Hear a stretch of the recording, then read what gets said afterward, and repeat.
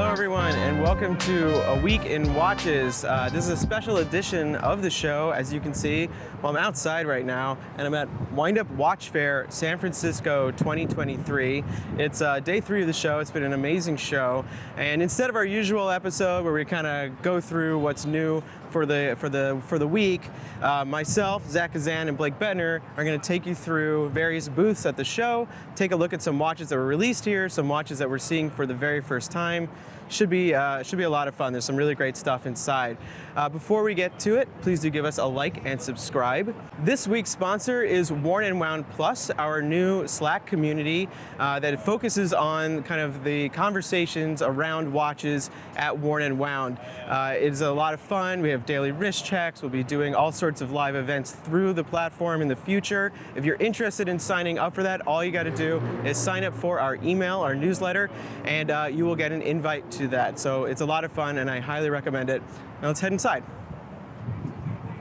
So our first stop here is at Christopher Ward, who launched the 12 last week. And Blake Buettner actually covered these watches on last week's episode of A Week in Watches, but now we're getting to see them in person. So just as a quick reminder on what these are, this is Christopher Ward's newest line of watches. It's not their first actual sort of integrated style sport watch, but it's their first in a long time. They haven't had one in their line in a while, and they kind of designed it anew from the ground up, and really did a wonderful job on it. So obviously, an integrated sports watch is something that's fairly standard at this point in a lot of brands' lines. They've been sort of trending for the last few years, and it was time for Christopher Ward to get into that. It's pretty exciting for them because they've usually focused on dive watches, retro-style dive watches. Of course, last year they did the Bel Canto. There's a little bit of things here and there, but this is really a whole new case design and just a whole new platform for them, which is very exciting. And as is always the case with Christopher Ward these days, they really executed it at a very high level. So there's two kind of variations on it and then some sub-variations there. Here we have the steel version on a rubber bracelet. This is sort of the most entry version of the 12 models. I think this is around $900. Features like an SW200 movement in there. The case is under 10 millimeters thick, which is something that is really kind of stands out with these watches. They're really quite thin and flush, really beautiful finishing on this, top notch all around. Of course, the dodecahedron, I believe, shaped bezel, hence the number 12, and this really intensely textured dial that when you take a loop to it, you can see isn't just a flat press. It's got these kind of cool scoop shapes to it. It's very aggressive and it's quite attractive. This comes on rubber or on a bracelet, and then if you want to step up, they have a full titanium version, and this, as you know, I'm a big fan of titanium. This one weighs like nothing. It's like miraculously light. It feels really great. Once again, the finishing is absolutely beautiful on this. You don't even know it's titanium at a glance, not until you pick it up. These ones use a variation of the SW300 and have chronometers in them. They are also available on rubber or at the bracelet, and at the bracelet come in around $1,800, so this is the current top of the 12 line. You can also see the dials have some variations. So the titanium versions use this dégradé style, this gradient. It comes in blue or a quite punchy purple, if you will. And then there's 4 colors of the steel: a gray, 2 blues, and something else. We'll figure that out later, but they're all very, very nice. And yeah, this is just a really exciting launch from the brand, a whole new platform from them. I'm sure we're gonna see them do a lot with it. And so far, it's been a hit. The show hasn't opened yet, but this has been a very hard booth to get to. So once again, congrats to them. And these are just really nice watches. If you're considering one, this is really, a hit, I think. Next up is Vero from Oregon. This is a brand that we've been following for a long time. We've done some projects with them in the past. They actually have probably one of my favorite kind of chronographs out in the market right now with the Workhorse. Stay tuned for something on that coming soon. It's a very cool watch, but more on that later. For the show this year, they have released these really wonderful manual watches. These are from the Meridian line, and here we have the cream dial. It's called the Rally, and with the blue dial, it's called the Rambler. For people who've been following the brand for some time, you might think that these look a little familiar, and that's because years ago, Vero released another watch called the Rally. It was a very popular watch. It was hand-wound, and they retired it as they sort of changed the way they approached their watches and their brand. So they used to be focused really on like manufacturing in the US, and now they're focused on kind of an outdoor active lifestyle, just branding, a little bit more value focused, and they still do an awful lot in the the US, a lot of assembly, a lot of finishing, a lot of regulating. So nice kind of hybrid there. But because they're using this hybrid approach, they're able to kind of create a more solid price point, more value-focused price point. So these watches, which feature manual wound Swiss movements, which have been customized, probably easier to see here, customized to be all black with writing on it, which I happen to love the look of like a blacked out movement.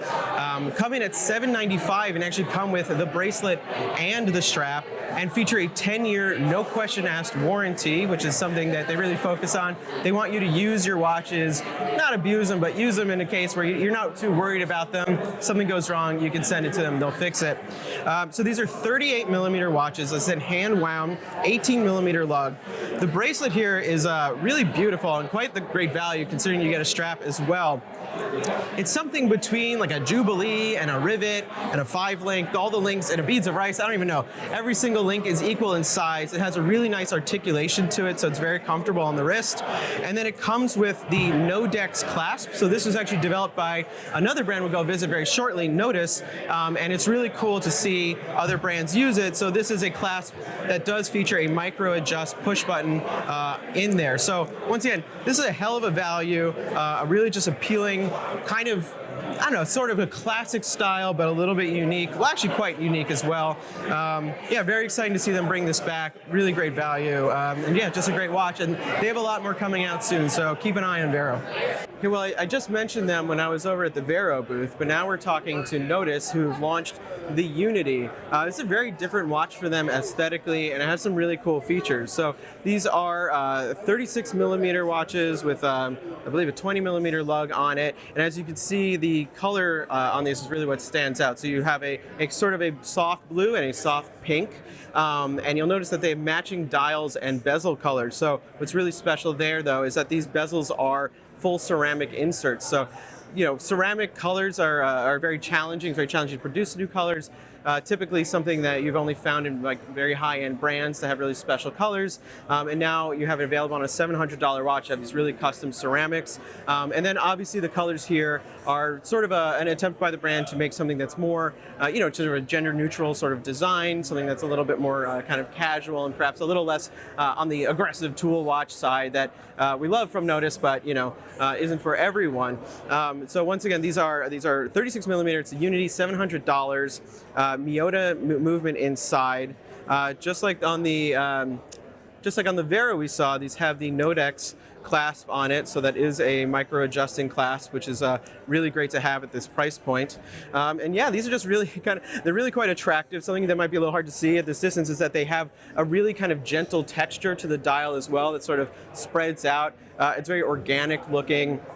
Yeah, it's just a very cool, stylish watch. I think pink is about to have a comeback, so this might be a good place to start if you really want to go bold on that pink color. But the blue is, you know, just very attractive as well. And yeah, these actually go for sale, I believe, next week, which is probably the week this is airing, but they're for sale very, very soon. So be sure to head to Nodus to check those out. And now I am at Nivada Grenchen, our old buddies. They're on quite a roll recently. Unveiled at Windup Watch Fair San Francisco 2023 is this new dive watch, which is actually just a whole new kind of platform for the brand called the Antarctic Diver. This really kind of, I found it to be quite a striking watch. It might even be one of my favorite watches from the show.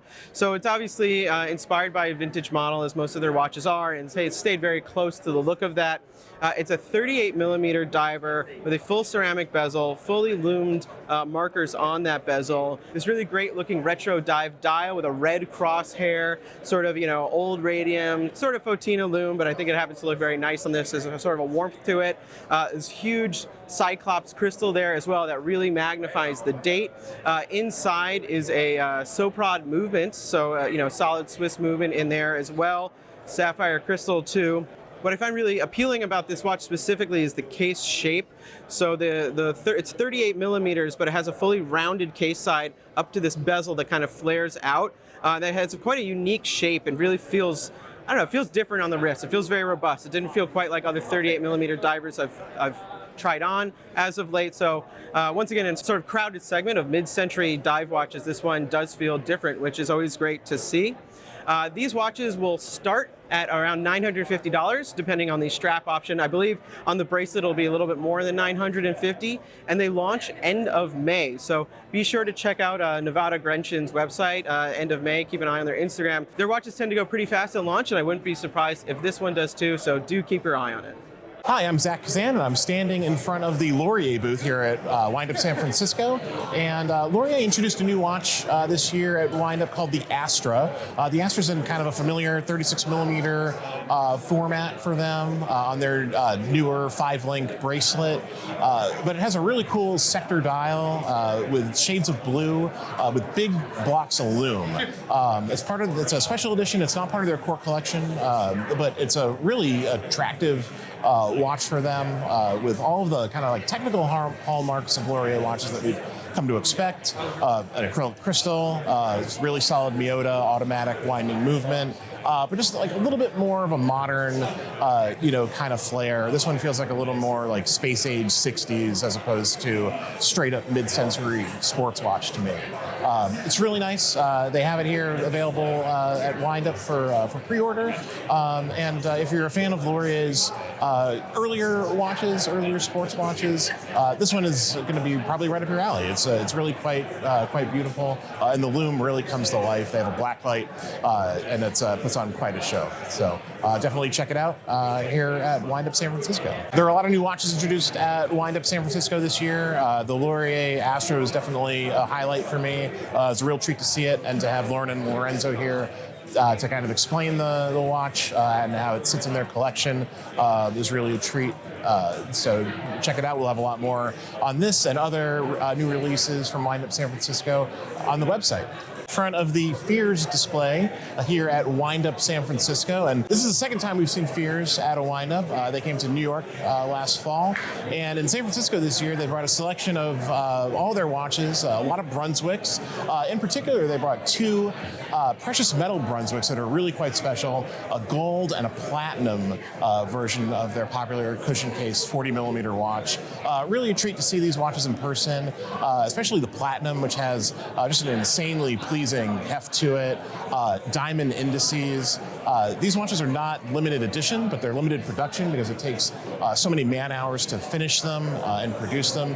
So they're really quite special, and it's a real treat to see them here at Windup. They're on display along with the stainless steel Brunswicks, including Brunswicks on bracelets, which are extremely elegant and give a whole new kind of perspective on that cushion case watch. And it's just really wonderful to be here and seeing Nicholas Bowman-Scargill, the managing director of the brand, explain these watches to our guests here at Windup. It's really part of what makes Windup so great is interfacing with the brand owners and managers and allowing them to kind of give life to these watches and explain them thoroughly. And when you see something special like that platinum Brunswick, it really hits home. So definitely a highlight of Windup San Francisco here with the Fears booth. Next up, we have a new watch from Maen. Yes, that's how it's pronounced. Maen. This is the Brooklyn 36 Triple Calendar. It's a $750 triple calendar watch from Maen. It's using a Miyota movement. It's 36 millimeters in diameter, and there's a really interesting calendar layout here with the month and the day in the subdials, adjustable with a pusher here on the case above the crown, and the date in a window at 6 o'clock. This comes in 6 different colorways. It's in pre-order right now. Shipping is expected to commence later this summer. I really enjoy this watch, A, because it's an accessibly priced triple calendar watch with a mechanical movement, and B, the colorways really work for me. I love the contrast here, particularly this green one with the black subdials. So this is a new watch from Maen. This is the Brooklyn 36 Triple Calendar. We'll have more on this watch coming soon to wardandwound.com, so keep an eye out for that. If you have any questions about this one, be sure to leave them in the comments below. And finally, we have a new watch from Arcanaut. And joining me to help explain this watch is James, aka Black Badger. James, thanks so much for being here. How you doing, buddy? Appreciate it. Thanks for having us. You have this watch on your wrist. Tell us about it. I do. This is the Arcanaught ARC II 4-Dite edition. So it's a next iteration of our ARC series. What makes this one so exciting is, of course, the 4-Dite. So 4-Dite, if you don't know, is the blanket term for this, for the car paint that builds up on the walls and work surfaces of industrial car factories. Okay. So there's nothing exciting, there's nothing financially valuable about it. It's just car paint. But then as soon as you start to sand down through the layers, and as soon as you start to expose all these new colors, you get just the most completely random but absolutely gorgeous color striations and transitions. And every dial is wholly unique. Every single one is going to be different. There is no chance in hell they'll ever be at all similar. It's incredible. So it's infuriating from a design perspective. Yeah. From an artistic perspective, it's great.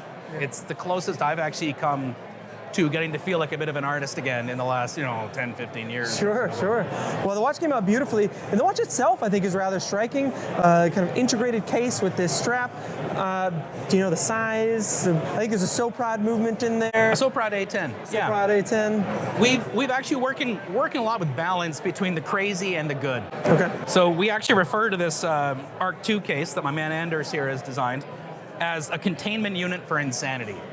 Containment unit for insanity. Let that sink in. Patent pending. Love it. Because if the case was bonkers, the dial was bonkers, it would be a bit like my shirt. It would just be too much coming at you. Yeah.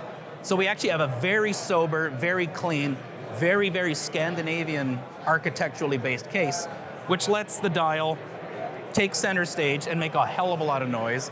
There's no indicators, there's no real visual clutter other than the material itself. Yeah. So it is really quite a emotive, fun, expressive, just for the hell of it kind of piece. And that's really what we're looking to do. It's beautiful. How much does this cost? $39.50. $39.50. Are these available to order now? Is it a pre-order? Is it? They absolutely are. That'll all come via subtext later because I don't want to say anything wrong and get yelled at.